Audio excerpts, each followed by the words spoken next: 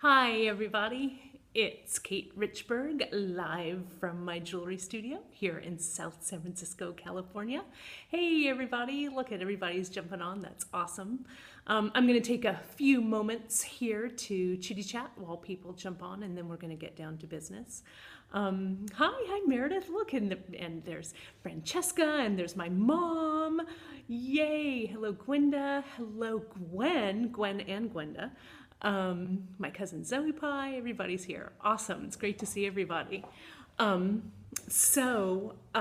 Just to get started here while people jump on, thank you so much for joining me, as you know, every Friday. Hey Mary Lou, hey, all right, you made it. I think that's Lindsay, is that right? You made it on the first time. Oh, look, there's Janice. Again, I always feel, it's so funny, you know, I feel like, who was it who had the romper room, and I see, Zoe and Gwen and, with the little mirror, the magic mirror. I kind of feel that way. So when everyone jumps on and I say good morning. I'm glad you didn't miss me. It's great. It's great to have everybody here. So just a little FYI about Periscope and how Periscope kind of works if you're kind of new to it. When you like something, you can tap the screen, and I see people tapping the screen to give me some hearts, which is awesome because, Romper Room. I loved Romper Room as a kid. You could just leave me out there watching that Romper Room for hours for sure. That's awesome. Good morning, good morning. Tapping that screen gives me hearts, and it makes my catch profile go all that much higher in the ratings. So hopefully other people will find me as my channel gets more and more likes, which is awesome. Also, if you're so inclined to share this, I see other people who are sharing it, which is great. You can go ahead. There's that little silhouette of an icon guy who's there on the side.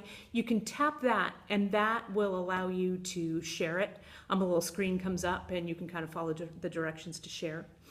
Also, what you can do, if I show something that you want to remember, you can take a screenshot of it by just hitting your main home key on your mobile device, and then the top button.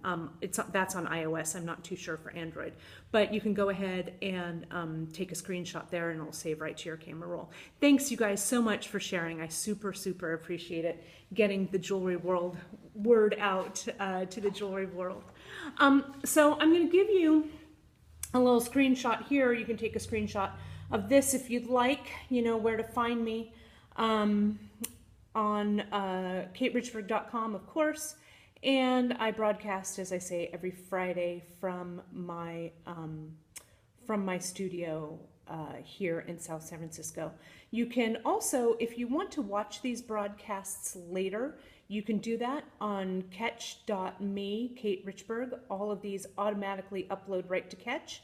And you can also go to my YouTube channel and give my YouTube channel a follow.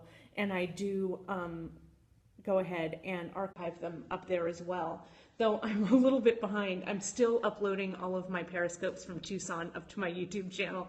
Who knew that it would be so such a long process to get all of those up there? But they're coming, I promise. So this is my 50th Periscope broadcast, you guys. I guess someone just likes to put it out there in the world. So this is number 50. So today we're going to have a really, I know, woohoo! Behind, right, what's behind? Francesca, I know that you know what behind is, maybe, I don't know, maybe as much as me, dancing as fast as I can, I'm trying. What I'm going to share with you today is we've got a giveaway, and I like reading all of the comments, and I'm trying to talk at the same time, so sorry if I seem a little disjointed. But I've got a great giveaway for you guys today. Our friends at beaducation.com have very kindly given me a cool set of their brand new stamps to give away, and I'm going to talk a little bit about those in just a second. They're brand new, and I love them ever so much. Thanks, Michelle. I'm glad you love this. I love it too.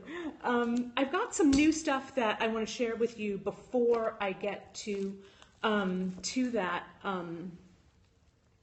giveaway and that demo. So I found some new stuff. Actually, my friend Jessica from Jess Imports, she was doing a show down in LA, and she went to the LA jewelry district there, and she found a couple of really great things for me to use at my bench. I'm going to put this up forward so you guys can see. I don't know if you guys have used Magic Boric. It's a soldering dip. It's like when you make your own flux using denatured alcohol and boric acid. I'll probably do a periscope on that a little bit later because it's a really handy flux to use where you just dip your pieces in and it really protects your pieces against fire scale. But this is a ready-made one. It's called Magic Boric and it's called soldering dip. And the thing about when you make your own soldering dip using the denatured alcohol and the boric acid, when you start to solder with it, it flames up a little bit, so that can be a little bit jarring. This one actually says that there's no alcohol in it, so there's no flaming up. I haven't used it quite yet, but I'll report back and let you guys know. And I think that would be a fun periscope to do, to show you how to really super protect your pieces from fire scale by using this. I also have some of you guys do some soldering work with pieces that have stones in them. This is called Cool Jewel. Can you see that there? It's by Grobet. And what it is it's like a gel that you cover stones with. I know my mom and I have been to the LA jewelry district before together, hanging around. This gel is great. You can pack it over your stones when you're soldering, so it actually protects your stones from thermal shocking under the heat of the torch. So I'm going to experiment with this as well and give you guys a report back on this. It's called Cool Jewel, again from Grobet, so you can find both of those things. And she also got me, and it's something that I've used before that I like, a big jar of citric acid pickle, which is a great environmentally friendly, easy way to work with pickles, so you're not working with Sparix. Oh, I'm so glad, Krista. Thank you. You know, it's my mission in life to teach everybody everything I know about jewelry, so I really appreciate you joining me for sure. So that's that. Yeah, the citric acid is great. This stuff, and yeah, I know some of you probably already use this as well, but it's really good that you, one of the things about using Sparix is you need to make sure to use copper tongs when you put your Sparix in. Oh, thank you for watching me on Craftsy. Thanks for keeping me gainfully employed. I appreciate it. The thing with this citric acid pickle, you can put your regular steel tweezers into this pickle and it won't give it that negative charge that makes your copper jump back onto your pieces. So you don't have to just use copper tongs with that. So that's one of the main reasons I like using the citric acid pickle, especially in classes, because sometimes students slip up, you know, and they put pieces in the pickle with their soldering tweezers. But with this citric acid pickle, it doesn't make any difference. Yeah, it does. Yeah, salt and vinegar is great. It's good for chips and pickle. Exactly right. I use salt and vinegar as well. And you know, in a pinch, I've actually also used ketchup. You can just kind of squeeze a little bit of that ketchup over your piece and it works. Ask me how I know about that. Anyway, so that's what I've got here to share with you. So let's get down into this, right? Yeah. Does it still need to be neutralized? You know, Eva, that's a really good question. Citric acid, since it is a naturally occurring acid, I don't think it's as critical to neutralize it. But you know, I always have a little pot or a little Tupperware bin of water and baking soda to neutralize it. Oh, good to know, Meredith. Meredith says no, and I trust her judgment as well. But it's my default to always have some baking soda and water just to neutralize everything. You know, a little baking soda can't hurt, but it's good to know. Thank you, Meredith. Thank you, Eva. It's great to see all my friends here. It's like we're hanging out. All right, so I'm going to move the camera here a little bit so you guys can kind of see what's going on. So bear with me here, and let's get to the demo portion of this periscope. you can hear next door, I don't know if you guys can hear that, but my studio is right next to the post office box, the mailboxes. So that's what you're hearing, if you can hear that. All right, and I'm gonna get my chair so I can be kind of close to what so you guys can see. There we go. There we go. Alrighty. So what I've got here, you guys, is, and I'm gonna bring my things up to the camera. Here are what all of that fuss has been about. Look at these fantastic stamps, you guys, right?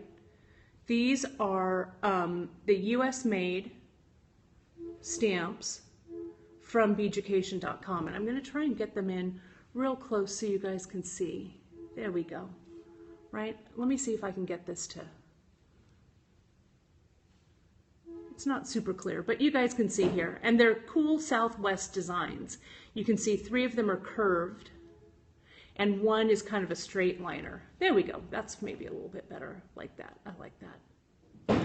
And let me show you, I've done some stamping with them, and you can see with Beaducation, they put their little Beaducation sign right on there, and they say made in USA. And these are, I know, aren't they cool?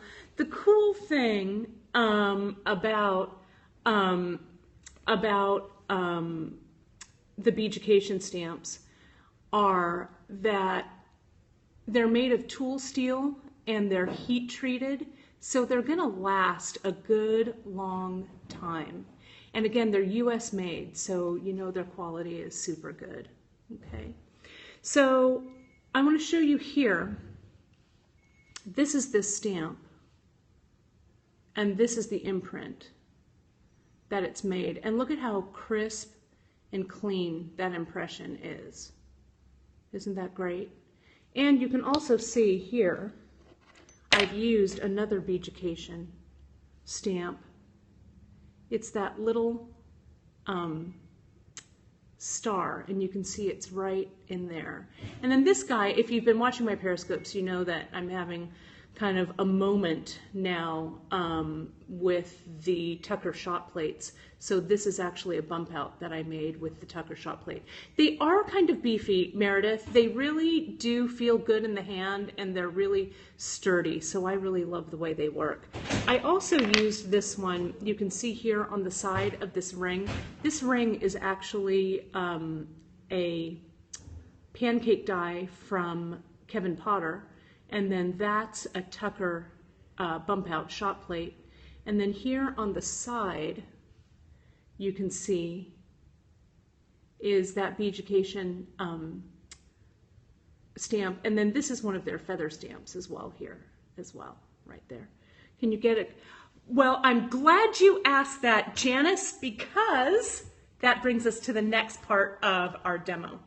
So let me show you here. So Janice's question was, can you get a good impression with just a mallet? And the mallet that I'm going to be using actually is this brass mallet here that I'm going to be stamping with, and I'm going to show you that in just a second.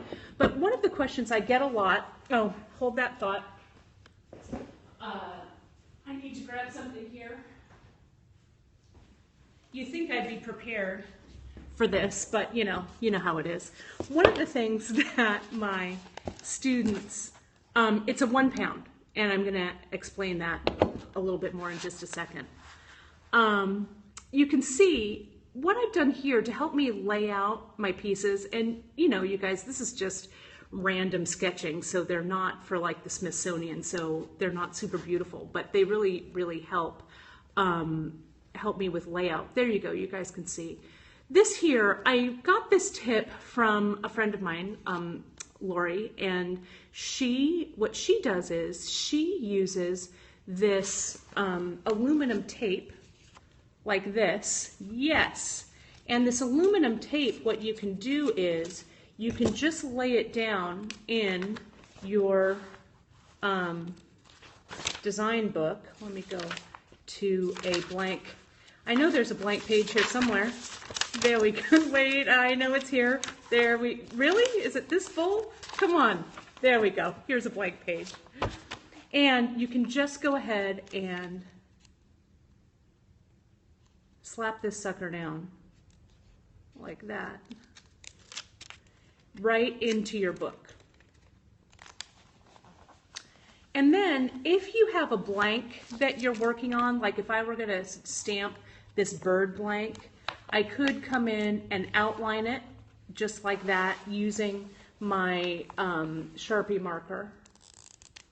I could just give it a little bit of an outline, like so. I bet you use it for cool stuff, Meredith. Meredith, when are you going to get on in Periscope? People would have a lot to learn from you. I want to see your Periscopes. And Eva, you're too. Oh, bookmaking. Awesome. So see, I can just outline that. And then I can just come in and let's say that I had that curved, this curved one. Soon. Good. I want to see it. I can just come in and even just stamp using my hands. And see, I can see how that stamp might look with layout like that. Okay? And again, this idea was from my friend Lori, who's in, I know she is a genius. I saw that and I was like, oh my gosh, that has just changed my life. So you can just kind of come in and see how the layout of this works like this. Okay? Really cool. And then you can archive all of this stuff in your book so you remember how things look. So let's get to, and you know, the other thing I want to recommend, my idea book, I got the kind that has the grid in it.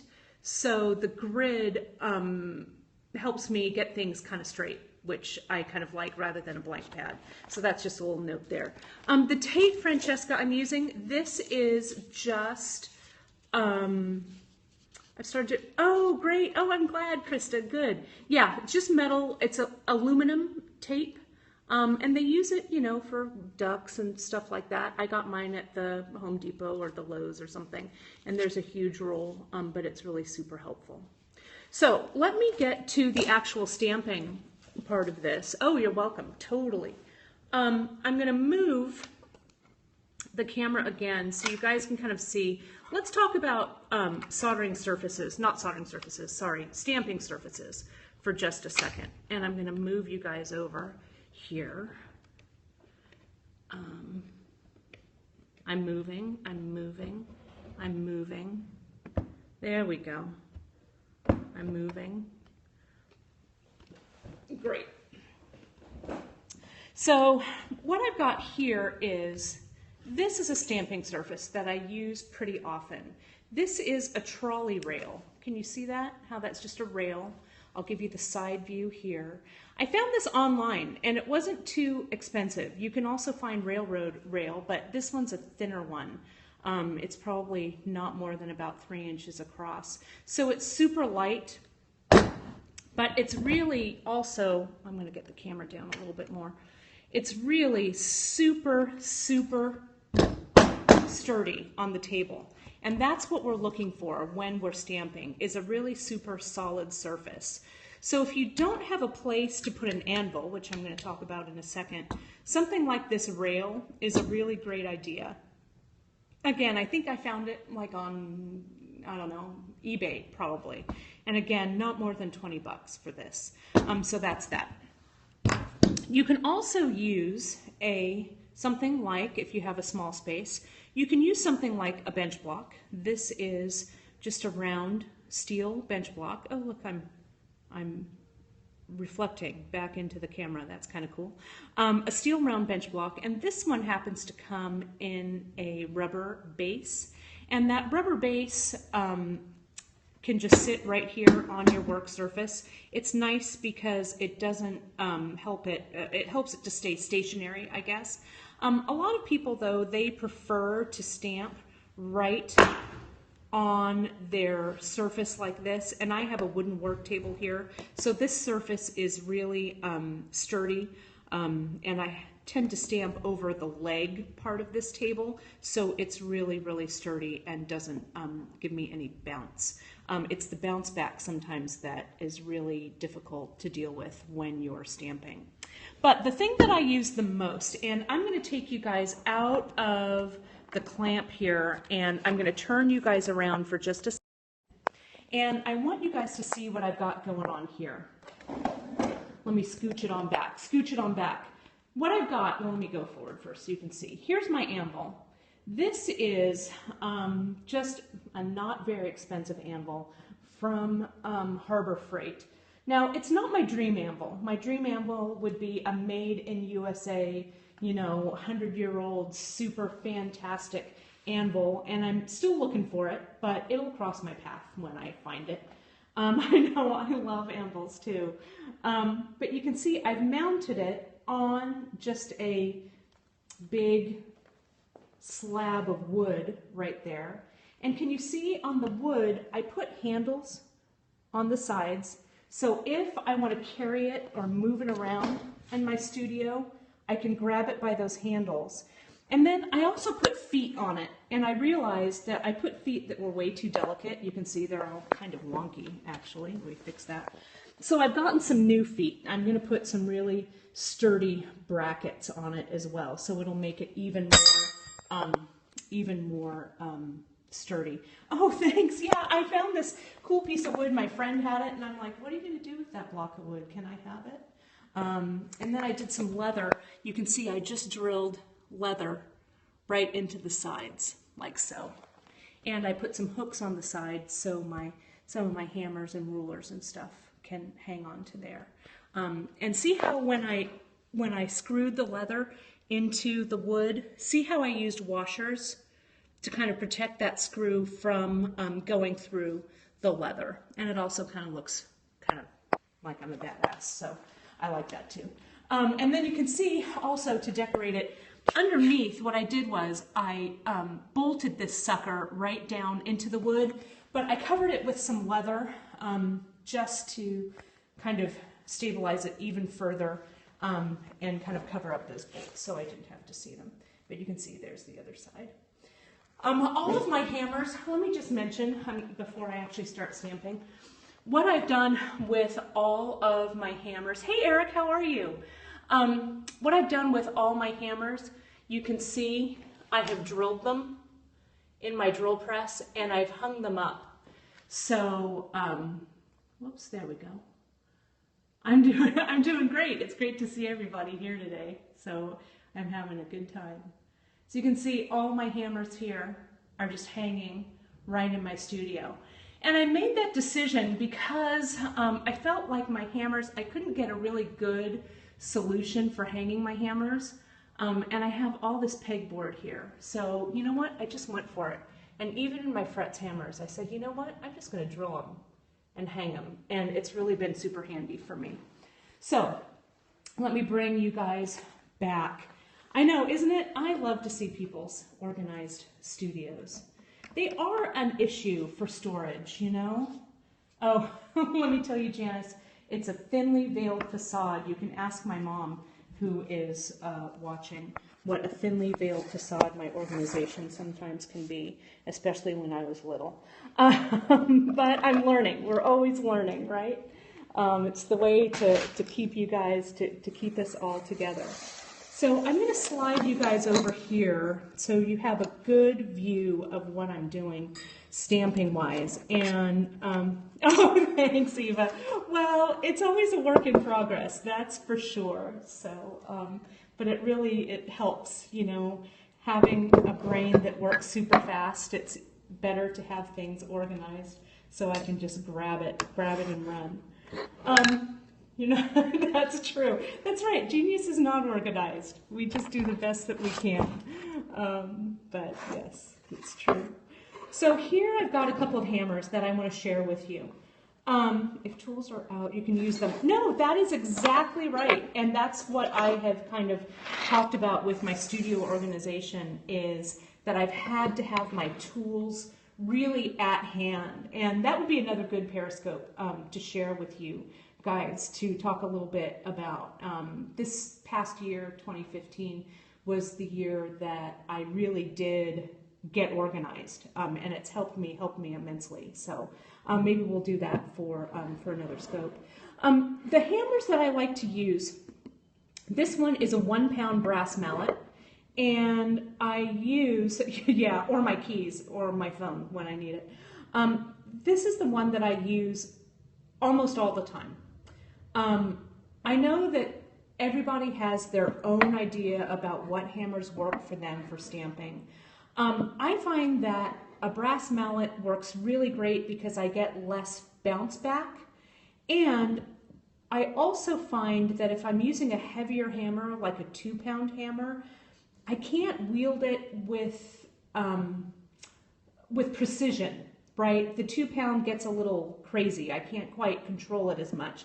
So this 1 pound, I can actually have a firmer strike with it, and I'll show you that in just a second. So this is my hammer of choice. Now, if I'm doing things that, or stamping stamps that are larger, say, things like my really cool Native American Navajo stamps. I get these from my buddy Danny Wade over at Metal Stamp Addicts. They're on Facebook. But these big kind of Native American stamps that have more of a solid impression on them. What I do with those, I know I love his stamps too, that's for sure. With those, I use actually a mallet that's bigger. This is a 2.5 pound, you can see it's upside down, but you can see that, 2.5 pound mallet that I also got from Harbor Freight. And this sucker, on tools like this is the tool that you need for that, because you need some heavier weight behind what you're doing, okay? So, so this is my hammer of choice for that. But for today, since we're using the Beachication stamps, and the impression is super crisp and super sharp on them, I know, that's a hammer. They're super crisp and super sharp, so we can use those really easily with this 1 pound hammer. So let me get a piece of, I have my metal here somewhere. Now the next question that you guys might be thinking of is annealing versus not annealing with your metal. I have an annealed piece of metal here. This is 24 gauge. And I have a piece of non-annealed metal here. And I'm going to stamp both of them. So let me get my stamps that are going to be in the giveaway here. And I'm just going to come in. I'm going to start on the non-annealed piece. Now this is going to be a little loud, so if you guys are listening on earphones, you might want to adjust your volume here for a second. The thing with the Beachication stamps that I like is that typically to hold them, to have them in the right direction, hold the writing towards you, okay? And I'm going to come in and I'm feeling the surface of my metal with the head of my stamp, and I'm just going to come in, I'm going to move myself maybe a little bit closer, there we go. And I'm going to come in and I'm going to give this stamp one good strike. Ready, and go. That was loud. But you can see, look at with one strike, how super clean that impression was. I'm going to do another one. I'm going to move you guys, I'm going to move this back a little bit so it's not super loud. Here comes another one. And I'm going to do all 4 so you guys can see. And one more bang right now. 3, 2, 1. And my last one. 3, 2, 1, pound. Okay. Can you see that there? I've got all 3 of my impressions, or all 4 of my impressions rather. A little trick that I learned from Lisa over at Beachication that I've used since. I know it's a little hard to see, but I'm going to use my permanent marker here, and I'm going to color in the impressions so you can really tell what those might look like. I've got a Pro Polish pad. Those of you who know me know how much I love a Pro Polish. Let me turn this a little bit so my hand isn't blocking. I don't know, maybe my hand will just block. Just go with me for a second here. And I'm going to polish and polish and polish. And you can see now how you can really see, there we go, how you can really see those impressions. That's good right there, I think. There we go. And you can see on this one, see how that edge didn't quite catch? Well, if that happens, it's not that big of a deal, especially with stamps that are this sharp. It was this one here. I'm going to come back in and I'm going to feel around with the head of my stamp to see if I can lock that stamp into place. Now I'm going to lean it towards the side that didn't impress correctly, and I'm going to give it another pound. So ready? On 3, 1, 2, 3. And hey, not too bad. I'm having a good stamping day. You can see it picked up that impression right there. Okay. So this hammer, this 1 pound brass mallet, this simple bench block right on my surface here, and these US made really sharp impression stamps work really, really well together. Can you see that? Now, if I'm using, and I'm going to do this just for you guys, just so you can see it, with this annealed metal, I'm going to go ahead and stamp one of these guys that has a little more, one of these native stamps, that has a little more design to it. Something like that, you really do need to anneal your metal. And I'm going to move you guys over to, let me see if I can get you guys over there. There we go. To, see if I can balance you kind of precariously. There we go. To my anvil. Now the anvil is a lot more sturdy, okay? And something like this anvil is great for stamps that you really have to move a lot of metal in order to get a good impression. So I'm going to go ahead, I'm going to do the same thing, but I'm going to use this 2.5 pound mallet, and we're going to stamp this guy on 3, 1, 2, 3. And I could feel that that didn't quite go, so I'm going to tilt it, and then I'm going to tilt it this way and give it one final smack. There we go. And you can see I did have a little bit of bounce there. And sometimes with the steel mallet on the steel stamp, you get a little bit of bounce. So I'm going to inch up on the head of my mallet this way, and I'm going to give it a go one more time. I'm going to come in, and on 3, 1, 2, 3. There we go. That's much better. Can you see that there? And see also how deep that impression went because I'm using that heavier mallet. So in my opinion, I think that there's no, people always ask, well, which hammer should you use? And in my opinion, I don't think that there is just one mallet that will, or stamping surface that does it all for you. You may want to take a look at a smaller brass mallet for your more delicate stamps, and looking to maybe a larger, kind of more of a whack-a-mole kind of mallet for your bigger things. As well as your surfaces, just a small bench block here, something like that rail, like that trolley rail right over here, or going for it and getting a big anvil like that. I think it just depends on what your, what style that you're going for. Before I wrap this up, you guys, I wanted to share something with you.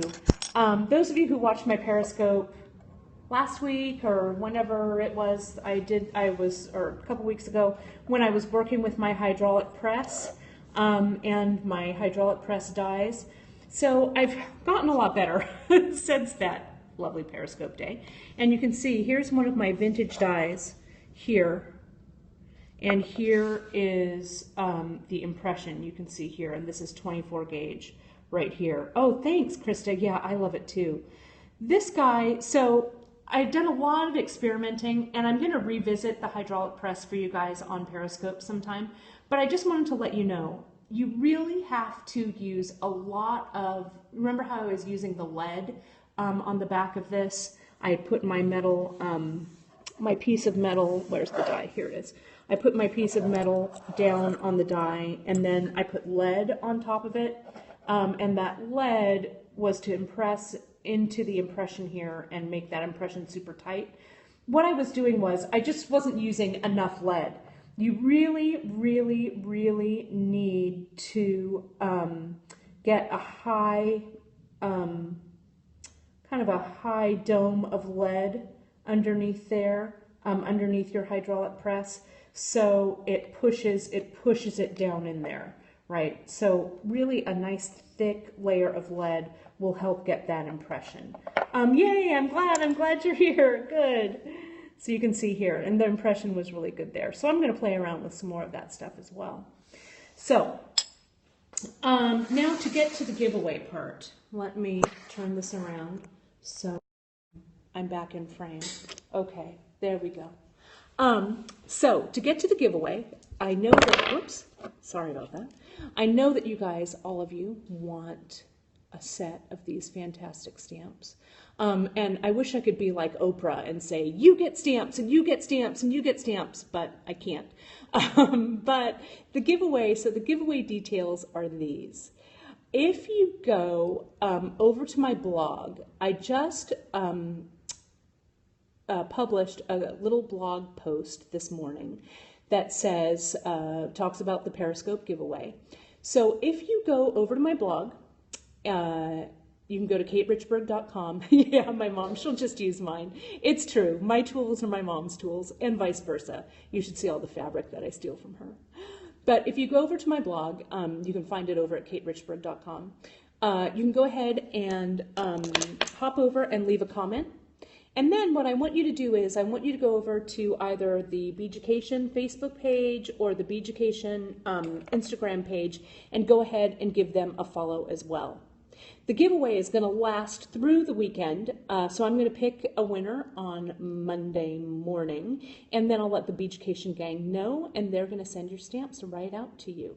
So you may want to go over to their Facebook page and give them a comment or a like, or something about the giveaway or whatever. It's not you can just like them. You don't have to say anything either to them, whatever. But you'll get all 4 of these fantastic Southwest Beaducation original stamps. Oh, that's good. Thank you. I might take you up on that dinner invite when I am in Central California, Southern California. So you guys, that's it for me so far. You can find everything Kate Richbourg related. I'm going to flash this one more time on katerichbourg.com. All my stuff, all my links to my social media, my classes, links to my Etsy store, and of course every Friday I have a new broadcast on